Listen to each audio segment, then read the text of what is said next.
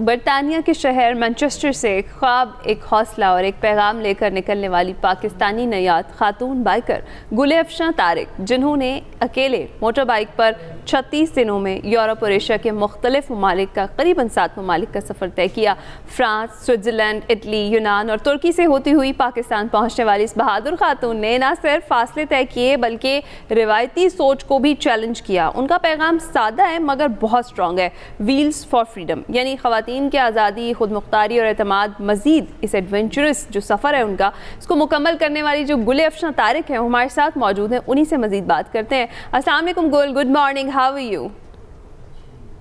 हाय, good morning, मैं बिल्कुल ठीक हूँ।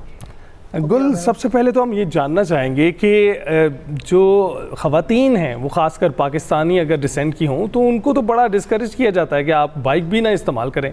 एक तो आप बाइक पर आपने सफ़र किया, दूसरा मुल्कों फिरे और फिर आप बरतानिया से लेके आपने पाकिस्तान तक का सफ़र किया, ये कैसे पॉसिबल हुआ?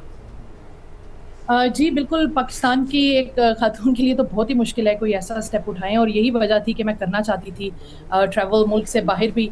और शुरू में तो काफ़ी मुश्किलात आई जब मैंने ये डिसाइड किया कि मैं पाकिस्तानी पासपोर्ट पे ट्रैवल करूँगी, लेकिन यही मकसद था कि बाकी ख़वातीन के लिए एक एग्जांपल बनाओ, एक गाइडलाइन बनाओ कि बीइंग पाकिस्तानी आप मुल्क से बाहर भी सेफली ट्रैवल कर सकते हैं, और कौन सा रूट लेना है, क्या खाना है, कहाँ रहना है।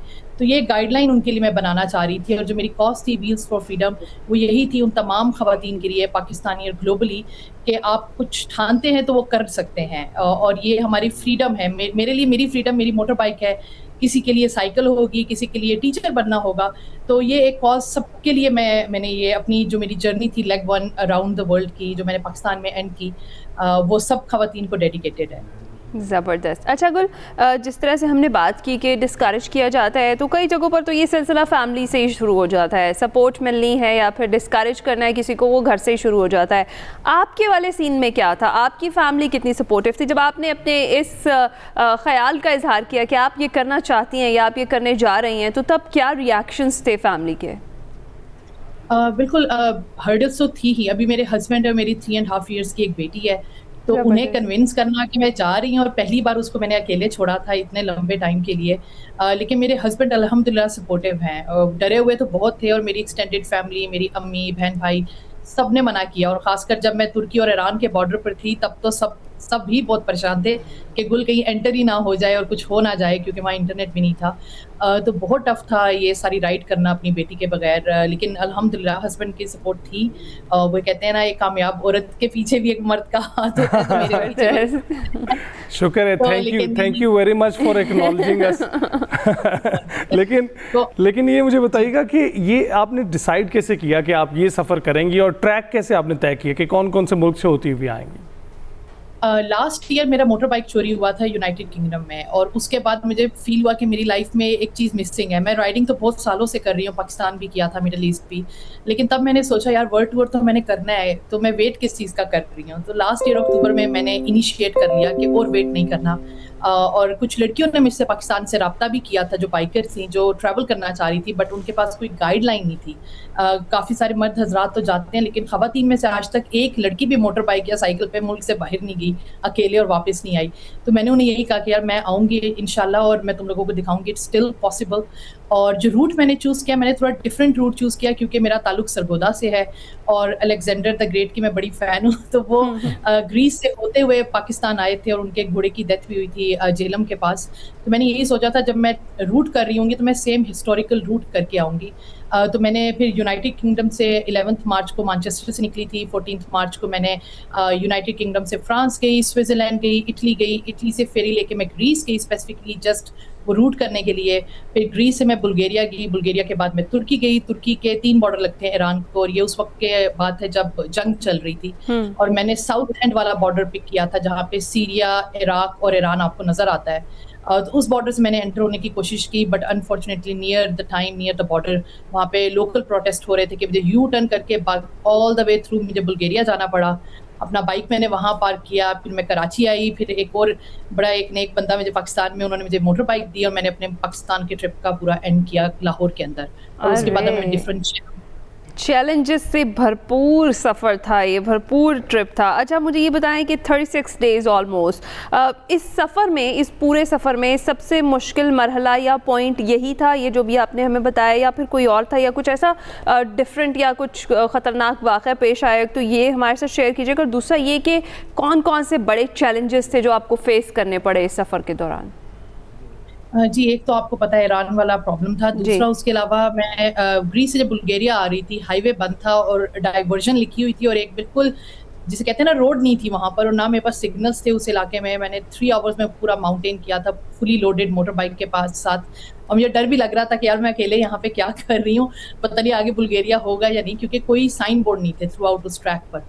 तो अल्हम्दुलिल्लाह 3 आवर्स मैंने वो माउंटेन किया। उसके अलावा जब मैं नवाब शाह के पास पहुंची थी सिंध में, मैं जब राइड कर रही थी तो मेरा फर्स्ट एक्सीडेंट हुआ था। मतलब अब मुझे लगता है कि मैंने दुनिया में राइड कर लिया, लेकिन जब पाकिस्तान में दोबारा राइड कर रही थी तो मैं उस तरह की राइडर रही नहीं हूँ कि पाकिस्तानी ट्रैफिक सेंस को उस तरह से मॉनिटर करना, जिस तरह से वो ओवरटेकिंग कर रहे हैं, तो मेरे लिए बड़ा चैलेंजिंग था।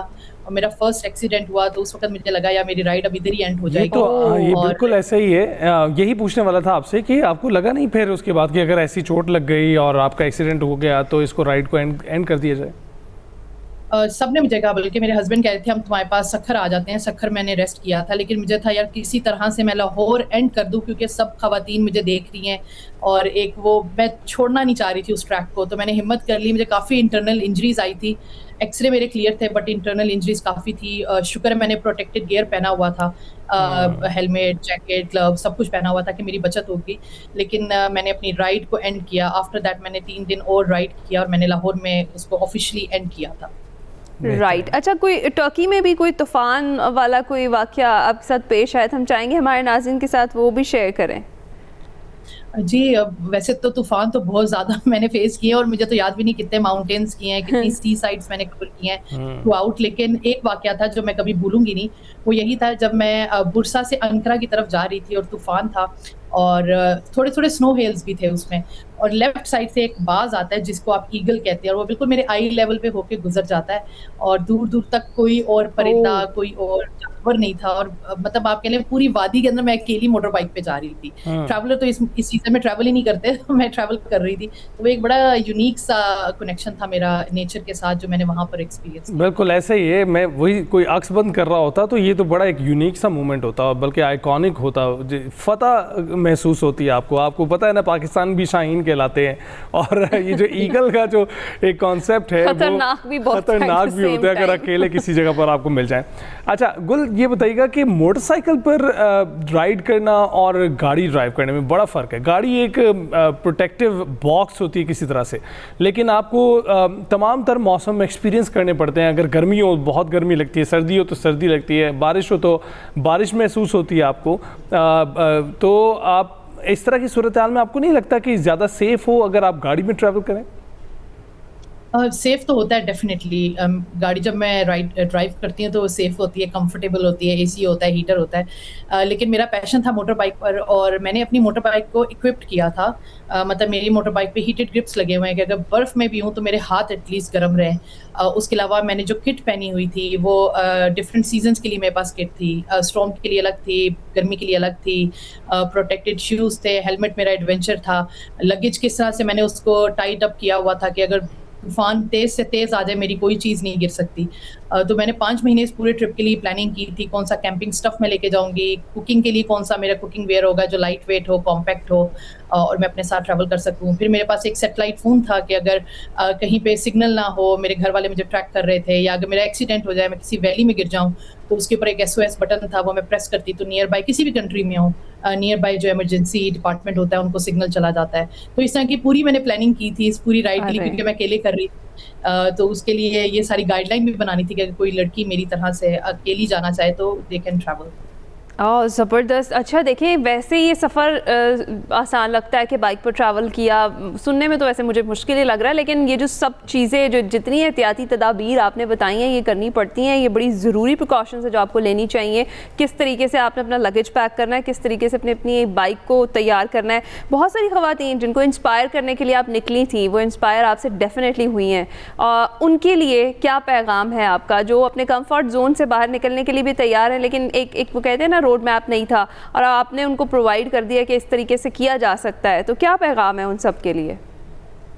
बस यही पैगाम है कि जो भी आप लाइफ में करना चाहती हैं, कोई भी मिशन है आपका, टीचर बनना है, डॉक्टर बनना है, राइटर बनना है, एडवेंचर स्पोर्ट्स में जाना है, आप वो फर्स्ट स्टेप ले लें।